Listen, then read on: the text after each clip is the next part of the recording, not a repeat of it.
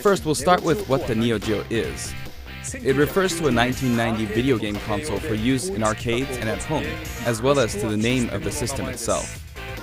In 1990, the equivalent to the Super NES had only just released in Japan, so if you wanted to play arcade games at home before then, the only option was to play the less polished ports on the Nintendo Entertainment System.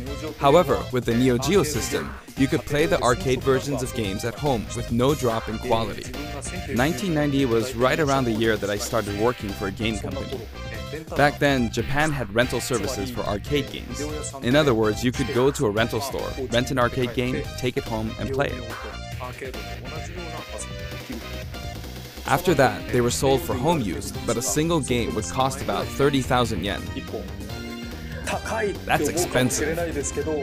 But if you think about it, compared to playing a game in the arcade 300 times at 100 yen per play, you're getting your money's worth. At the time, some people actually thought this was cheap. I mean, there really are people who've played games in the Super Smash Bros. Series 1,000 or even 10,000 times. Anyway, the MVS, as it was called then, was sold in various places, and for an arcade machine, it wasn't all that expensive. You could also get them on lease. That's why you'd end up seeing lots of candy stores having a Metal Slug cabinet.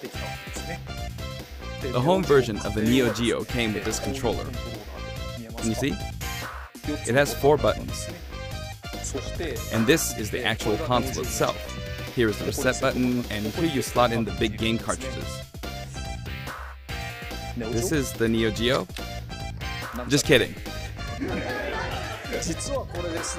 Actually, this is the NEOGEO X, the portable version that was released afterward. You could also insert it into this docking station and play it as a home console. Beat Nintendo Switch to it! A portable, multi-purpose console. Updated iterations of past systems are emblematic of the NEOGEO.